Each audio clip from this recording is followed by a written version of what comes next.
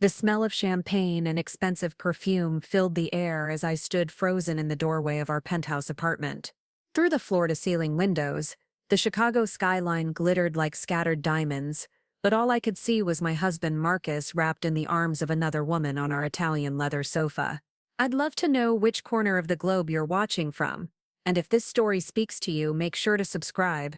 Tomorrow's video is one you absolutely can't miss. Happy anniversary, darling, the woman purred, her manicured fingers tracing patterns on his chest. It was Rebecca Martinez, his business partner. The same woman who had smiled at me just hours earlier at our anniversary dinner, congratulating us on 5 beautiful years of marriage.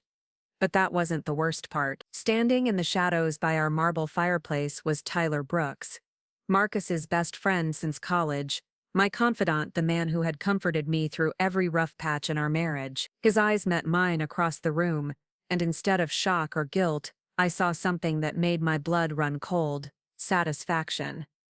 "Emma, you're early," Tyler said, stepping into the light. His voice was calm, almost amused. "We weren't expecting you back from your mother's until tomorrow." The pieces clicked together like shards of glass cutting through my heart. The urgent call about my mother's accident turned out to be nothing. The insistence that I drive the 3 hours to Milwaukee immediately. Tyler's concerned face as he practically pushed me out the door, promising to keep an eye on Marcus while I was gone. "You planned this," I whispered, my voice barely audible over the blood rushing in my ears. Marcus finally looked up, his face flushed with alcohol and guilt. "Emma, I can explain." "Explain what?" I stepped further into the room, my heels clicking against the hardwood floor like a countdown timer. "Explain how your best friend orchestrated this entire setup. How has he been a matchmaker between you and Rebecca for months?" Tyler's smile widened. "You always were too smart for your own good, Emma." "Yes, I helped them find each other. Marcus deserves someone who understands his ambitions, someone who can actually help his career instead of holding him back." The words hit me like physical blows. For years, Tyler had been my shoulder to cry on when Marcus worked late, when he missed dinners, when he seemed more interested in his hedge fund than our marriage. Tyler had listened to every complaint, every doubt, every moment of loneliness, and he'd used them all against me. "You've been sabotaging us from the beginning," I realized aloud. The fights that seemed to come out of nowhere. The miscommunications. The times Marcus would suddenly become distant after talking to you. Rebecca finally disentangled herself from Marcus, smoothing down her designer dress. "Oh, Emma, you really thought Marcus would stay satisfied with a small-town girl forever? He's worth $50 million now. He needs someone who can match his success." I looked at my husband, the man I'd supported through business school, who I'd believed in when everyone else called him a dreamer. "Is that really how you feel, Marcus?" He couldn't meet my eyes. "Emma, you have to understand, the business world, it's competitive. Rebecca and we make sense together professionally, and Tyler just helped me see that sometimes love isn't enough." "Love?" I laughed, but it came out broken. "You call this love? You call having your best friend manipulate and gaslight your wife for months?" Tyler moved closer, and for a moment, I saw something flicker in his expression.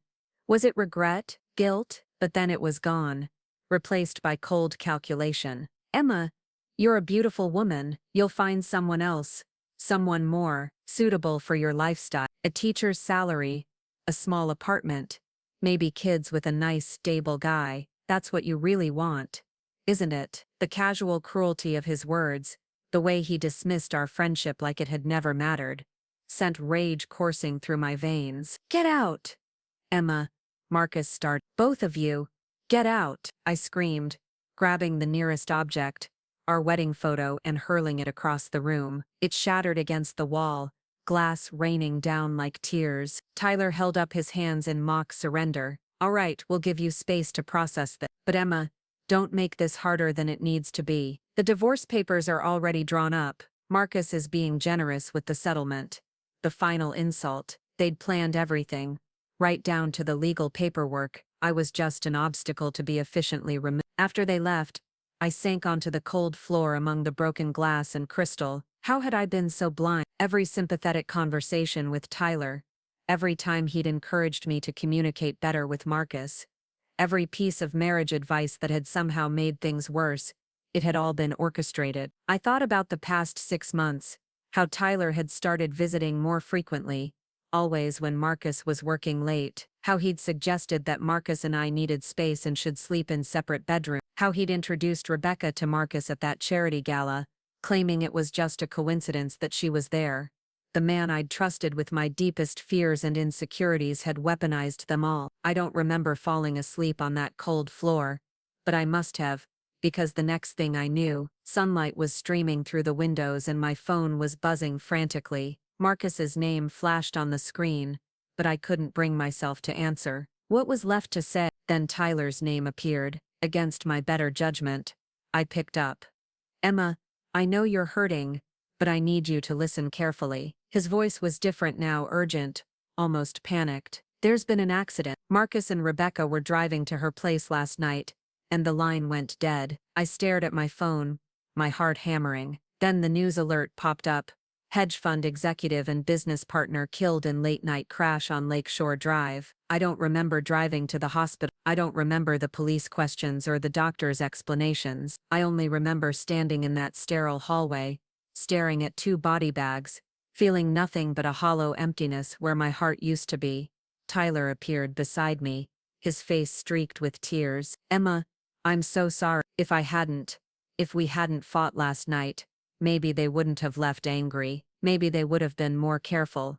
For a moment, his grief seemed genuine, but then I caught something in his expression, a flicker of calculation, as if he was gauging my reaction. Even now, even at their funeral, he was manipulating.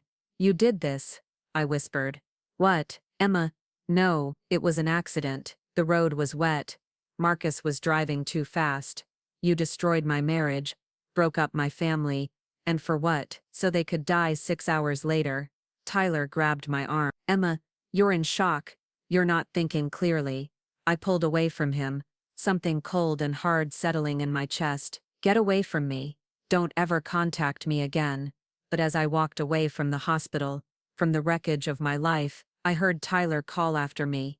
Emma, wait, we need to talk about Marcus's will, about the business. You're going to need help navigating all this. Even in death, he was still trying to control the situation, still trying to control me. A lot of love and effort went into bringing this story to life. If you're enjoying it, we'd be so grateful if you'd subscribe to our channel. Now, back to where we left off. I kept walking, my mind spinning. The insurance money, Marcus's shares in the hedge fund, our joint accounts. Tyler was right about one thing. There would be a lot to sort out. A lot of money involved, and Tyler Brooks, as Marcus's business partner and executor of his will, would be right in the middle of it all. That night, alone in our empty penthouse, I made a decision. I pulled out my laptop and started researching everything I could about Tyler Brooks, about his business dealings, about his relationships. If he thought I was just going to fade quietly into the background while he profited from the chaos he'd created, he was wrong. But as I dug deeper into his finances, his personal life, his connections, I realized something terrifying. Tyler Brooks was far more dangerous than I'd ever imagined. The manipulation of my marriage wasn't just cruelty, it was practice. He'd done this before, to other couples, other families, and he was very, very good at it. The last thing I remember from that night was the sound of footsteps in the hallway outside our apartment. Heavy, deliberate steps that stopped right outside our door. I held my breath, waiting, but no knock came. Just the sound of something being slipped under the door. When I finally worked up the courage to check, I found a single piece of paper with 5 words written in Tyler's familiar handwriting. You know too much now. I looked up at the door, at the 3 deadbolts Marcus had installed for security, and realized they wouldn't be enough. Nothing would be enough. Tyler had shown me exactly what he was capable of, and now I was the only person left who knew the truth. The last thing I saw before everything went black was Tyler's silhouette in our living room window, 17 floors up, which should have been impossible. But Tyler Brooks, I was learning, specialized in impossible things. The first thing I noticed wasn't the pain, It was the music. Soft jazz floating through speakers I recognized, playing a song that made my chest tighten with impossible familiarity. My eyes fluttered open to find myself staring at cream-colored walls I'd painted myself 3 years ago. I was in our old apartment. The one-bedroom place Marcus and I had shared when we were still struggling, still happy, still believing that love could conquer anything. But that was impossible. We'd moved out of here 2 years ago when Marcus's hedge fund finally took off. Sitting up slowly, I caught my reflection in the dresser mirror across the room. My breath caught the face staring back at me was younger. No fine lines around my eyes, no permanent furrow between my brows from years of stress and suspicion. My hair was longer, lighter, the way I'd worn it when I still believed in fairy tales. You awake, babe?" Marcus's voice called from the kitchen, cheerful and warm in a way I hadn't heard in years. I stumbled to my feet, my mind reeling. The calendar on the nightstand read March 15th, 2019. 3 years ago, the day before Tyler Brooks was supposed to fly in from New York for Marcus's 30th birthday party. This couldn't be real. People didn't just travel back in time, but the evidence was undeniable. The small apartment, my younger face, Marcus humming in the kitchen like he used to when we were genuinely happy. "Emma, coffee's getting cold." Marcus appeared in the doorway wearing the faded Northwestern University t-shirt I'd thrown away years later during one of our fights. His face was open, unguarded, filled with the same love that had made me fall for him in the first place. "I'm coming," I managed, my voice sounding strange to my own ears. In the kitchen, Marcus had set out breakfast on our old IKEA table, the one we'd assembled together, laughing when we realized we'd put the legs on upside down. He'd made my favorite blueberry pancakes with real maple syrup, the expensive kind we could barely afford back then. "You seem off this morning," he said, studying my face as I sat down. "Bad dream? If only he knew." Something like that. Marcus reached across the tiny table and squeezed my hand. "Well, whatever it was, it's over now. Today's going to be great. Tyler's flight lands at 2, and I can't wait for you to finally meet him properly." The irony was suffocating. In my previous life, if that's what this was, I'd been excited too. Tyler had been Marcus's college roommate, his best man at our wedding, but he'd been traveling for work so much that we'd barely spent time together. I'd been looking forward to finally getting to know the person Marcus talked about constantly. Now I knew exactly who Tyler Brooks was, and I had a chance to stop him before he destroyed everything. "Tell me about him again," I said carefully, testing the waters. Marcus's face lit up. "Tyler? God, where do I start? He's brilliant, graduated summa cum laude from Wharton, built his investment firm from nothing, but he's not pretentious about it, you know? He's the guy who'd give you the shirt off his back. When my dad died sophomore year and I almost dropped out because of the bills, Tyler paid my tuition for the rest of college. Never asked for a penny back.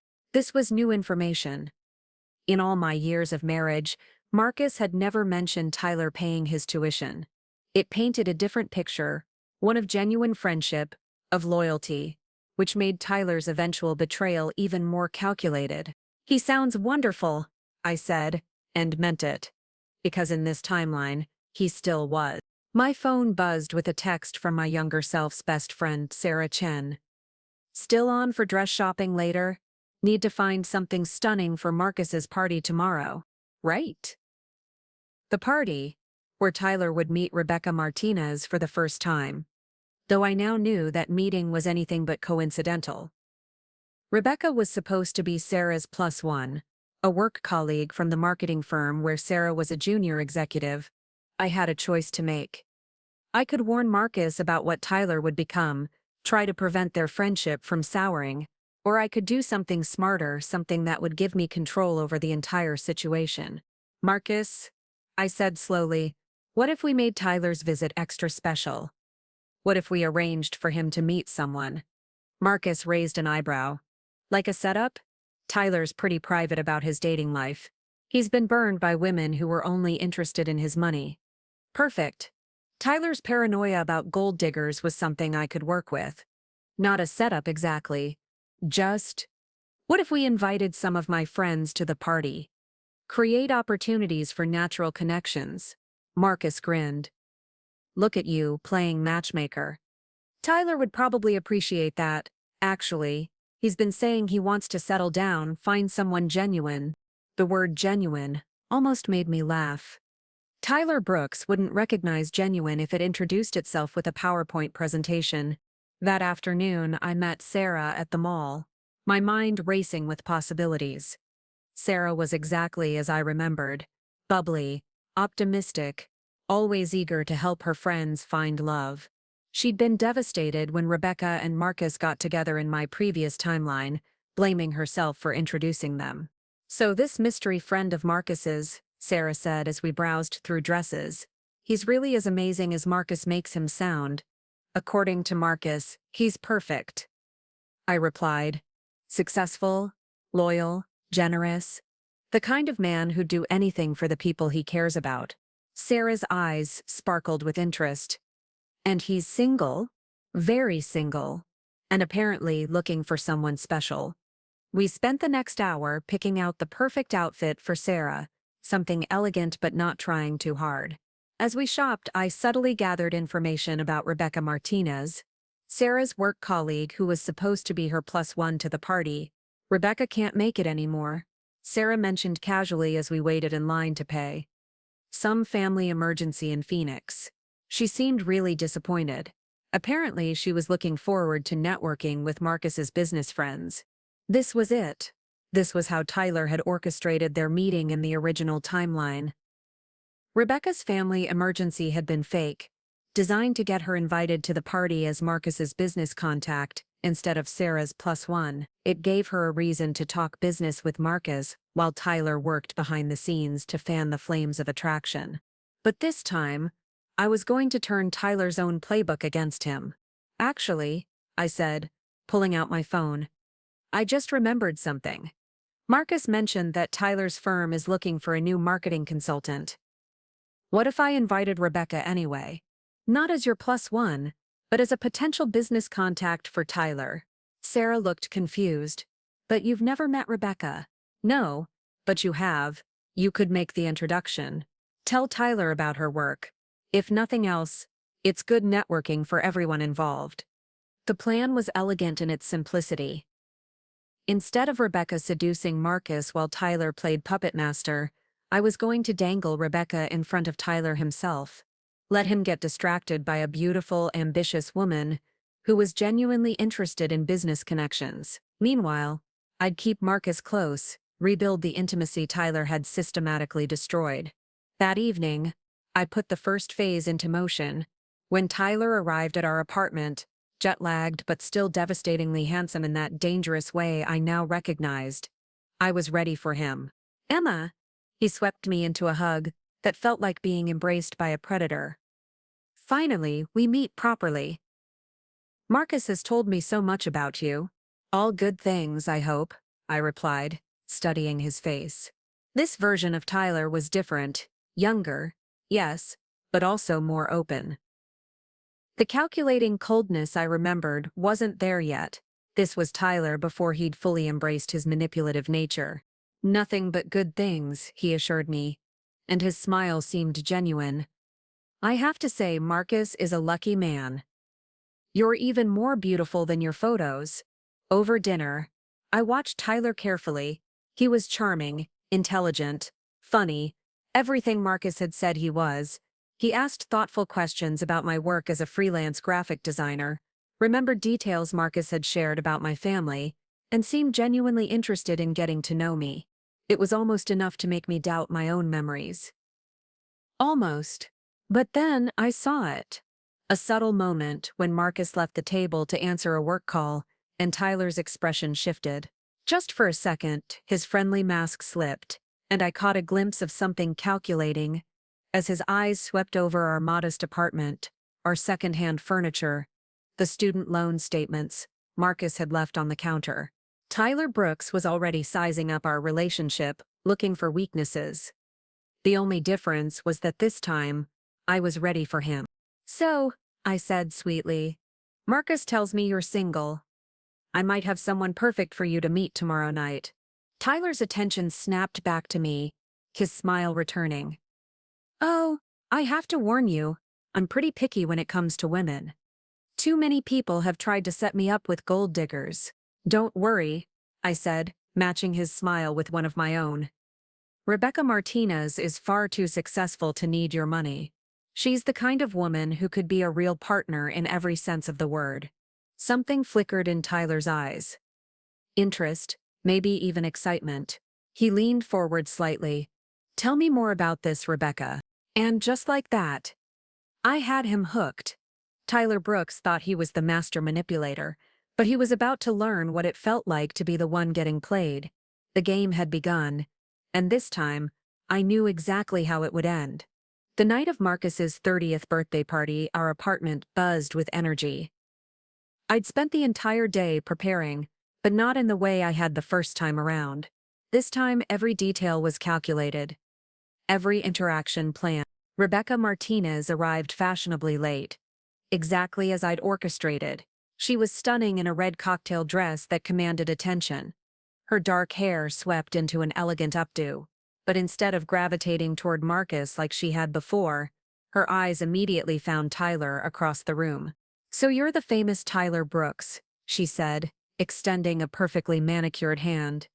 Emma's told me so much about your investment firm.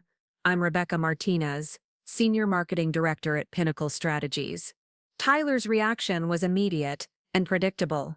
His pupils dilated slightly, his posture straightened, and that predatory smile I knew so well spread across his face.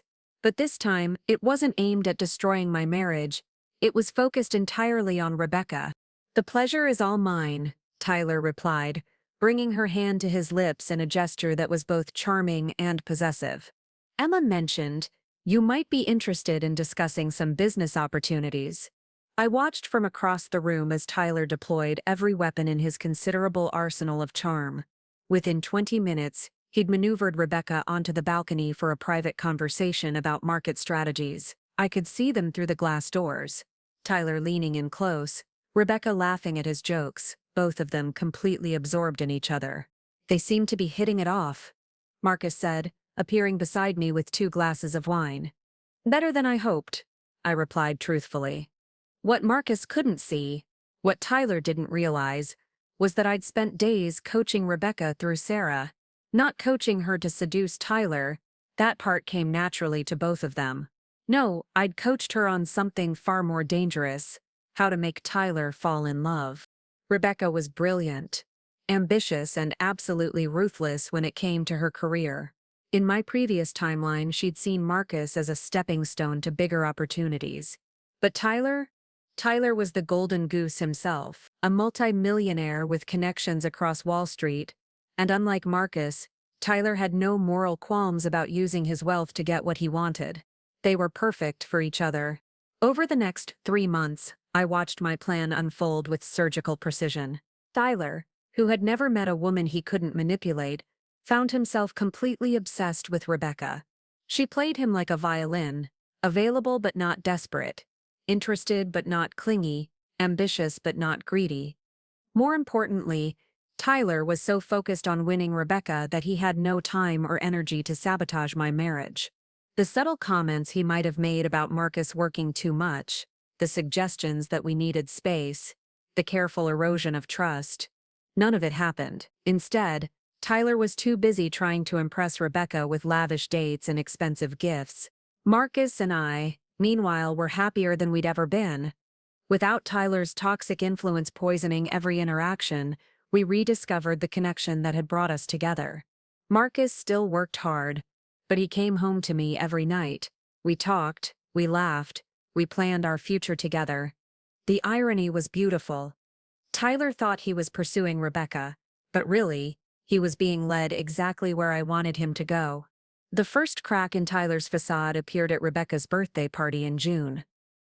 I'd convinced Marcus to throw it at one of Chicago's most exclusive rooftops, knowing Tyler would spare no expense to impress her. What Tyler didn't know was that Rebecca had invited several of her colleagues from Pinnacle Strategies, People who knew exactly what kind of marketing consultant she really was.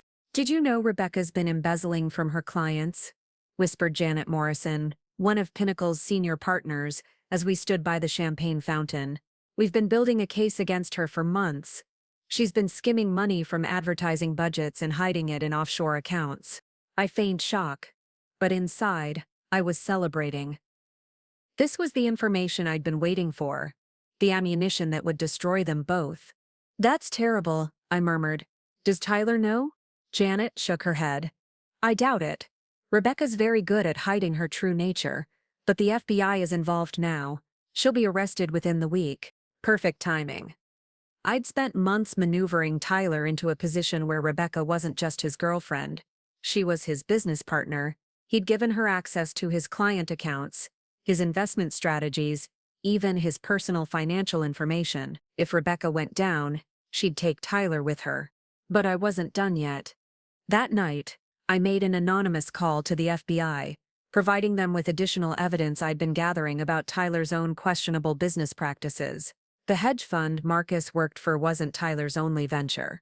He also ran several shell companies that laundered money for wealthy clients looking to avoid taxes. The information I provided didn't just implicate Tyler in financial crimes, it connected him directly to Rebecca's embezzlement scheme, phone records of their late-night business calls, bank transfers that coincided with Rebecca's thefts, email communications about optimizing client portfolios that were actually coded discussions about moving stolen money. The beautiful thing about Tyler Brooks was that his arrogance made him careless. He'd never thought anyone was smart enough to catch him, so he'd left a trail of evidence that a first-year law student could follow. The arrests happened on a Tuesday morning. I was having coffee with Marcus when the news broke. FBI raids on both Tyler's investment firm and Pinnacle Strategies, charges of conspiracy, money laundering, and fraud. The newscaster's voice was almost drowned out by Marcus's shocked exclamations. "I can't believe this," Marcus kept saying, staring at the footage of Tyler being led away in handcuffs. "Tyler would never. This has to be a mistake." I rubbed his back soothingly. "I'm sorry, honey. I know how much he meant to you." What Marcus didn't see was Tyler's face as the cameras captured him being loaded into the police car. For just a moment, Tyler looked directly at the camera, and I could swear he was looking at me. His expression was pure rage, the mask finally slipping to reveal the monster underneath. He knew. Somehow, Tyler Brooks knew I'd been the architect of his downfall. But it didn't matter. By the time Tyler and Rebecca's trial began, Marcus and I had moved to Seattle, where Marcus had taken a position with a clean, ethical investment firm. We bought a house with a garden, adopted a golden retriever named Charlie, and started planning the family we'd always talked about. Tyler got 15 years in federal prison. Rebecca got 12. The prosecutors painted a picture of a criminal partnership built on greed and manipulation, two sociopaths who'd found each other and decided to steal from anyone naive enough to trust them. Marcus never learned the truth about his best friend's betrayal in our original timeline. How could I tell him that Tyler had orchestrated our divorce, manipulated us both, and ultimately caused their deaths through his schemes? This Marcus was happy, unscarred by Tyler's poison. Why burden him with knowledge of a timeline that no longer existed? Sometimes, late at night, I wondered if Tyler had figured out what really happened. If he understood that somewhere, in another life, he'd succeeded in destroying my marriage only to watch it all crumble when Marcus died. If he knew that his own quest for control had ultimately led to his destruction in both timelines. I like to think he did. I like to think that in his prison cell, Tyler Brooks lay awake at night wondering how Emma Patterson, the small-town girl he'd so easily dismissed, had outmaneuvered him completely. Because that was the thing about Tyler Brooks. He was brilliant at reading people's weaknesses, at exploiting their insecurities and fears. But he'd never learned to recognize their strengths. My strength wasn't forgiveness, or moving on, or any of the virtues people expected from someone who'd been betrayed. My strength was patience, planning, and the absolute certainty that people like Tyler Brooks always, eventually destroy themselves. I'd just given him the rope. On our 5th wedding anniversary, the date that should have been the end of our marriage, Marcus and I renewed our vows in our backyard garden. It was a small ceremony, just us and our closest friends. But it was perfect. As Marcus slipped the ring back onto my finger, I thought about the other Emma, the one who'd died alone and broken, manipulated by a man she'd trusted. She'd gotten her revenge, and more importantly, she'd gotten her happy ending. Tyler Brooks had taught me that trust was a weapon that could be used to destroy people. But he'd never learned the most important lesson of all. When you teach someone to be ruthless, you'd better make sure they don't decide to use that knowledge against you. The student had become the master. And the master was exactly where he belonged. 2 years after Tyler's conviction, I received an unexpected visitor. I was in our Seattle home office, designing marketing materials for a local nonprofit, when Marcus called out that someone was at the door asking for me specifically. Standing on our porch was Detective Sarah Kim from the Chicago PD's Financial Crimes Unit. She was younger than I'd expected, with sharp eyes that seemed to catalog every detail of our comfortable suburban life. "Mrs. Patterson, I'm sorry to bother you, but I'm investigating some irregularities in the Tyler Brooks case. Do you have a few minutes to talk?" My blood went cold, but I kept my expression neutral. "Of course. Please, come in." Detective Kim declined coffee but accepted a seat in our living room. She pulled out a thick folder and spread several documents across our coffee table: bank statements, phone records, email printouts. "I've been reviewing the evidence that led to Mr. Brooks' conviction," she began carefully. "The anonymous tip that started our investigation was remarkably detailed. Whoever provided it had access to information that should have been nearly impossible to obtain." I maintained eye contact, my hands folded calmly in my lap. "I'm not sure how I can help with that. The tip came from someone who knew both Mr. Brooks and Ms. Martinez intimately, someone who understood their business operations, their personal relationships, even their communication patterns." Detective Kim leaned forward slightly, someone who had been watching them for a very long time. The silence stretched between us. Outside, I could hear Marcus mowing the lawn, the familiar sound of our weekend routine. Charlie barked at a squirrel, and somewhere down the street, children were playing. "Detective Kim," I said finally, "Tyler Brooks destroyed a lot of lives before he was caught. I'm sure many people had reasons to want him stopped." She nodded slowly. "That's true, but here's what puzzles me. The evidence was almost too perfect. Every document, every recorded conversation, every financial transaction lined up exactly as needed to build an airtight case. It's like someone had been planning this takedown for years." I smiled. "Maybe someone was just very lucky with their timing." Detective Kim studied me for a long moment, then began gathering her papers.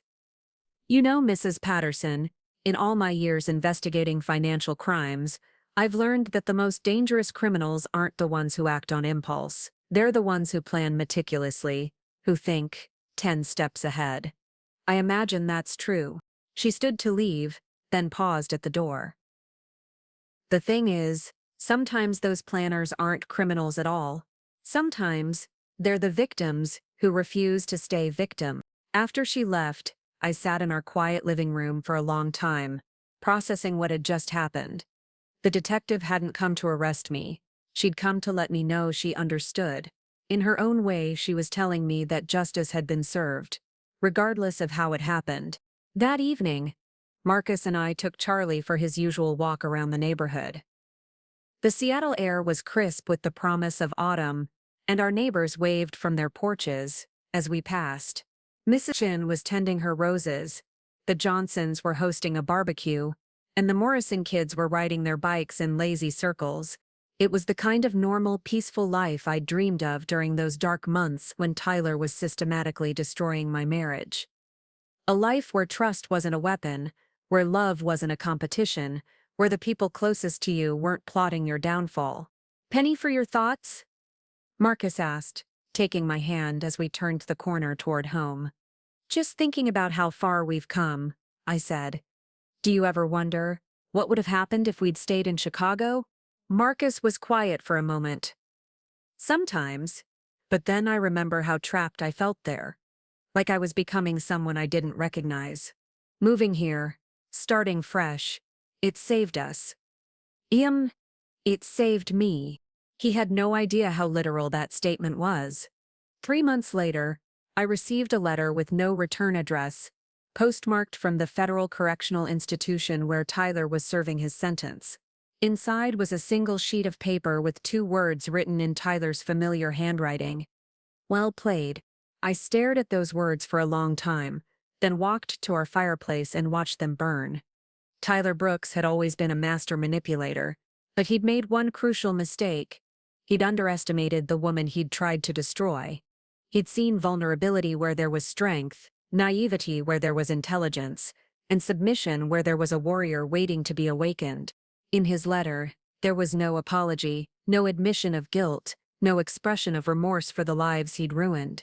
Just acknowledgement that he'd been outplayed by someone he'd considered inferior. Even in defeat, Tyler couldn't resist making it about the game rather than the people he'd hurt. But I wasn't angry anymore. Tyler was exactly where he belonged, and Rebecca was learning that federal prison was far less forgiving than the corporate world she'd manipulated for so long. Meanwhile, Marcus and I were building the life we'd always wanted, a life free from toxic influences and hidden agendas. The final piece of my revenge came 6 months later, when Marcus received an offer to join the board of directors for a national financial ethics organization. The position would put him at the forefront of efforts to prevent exactly the kind of fraud Tyler and Rebecca had perpetrated. They want me to help develop new screening procedures for investment advisors, Marcus explained over dinner.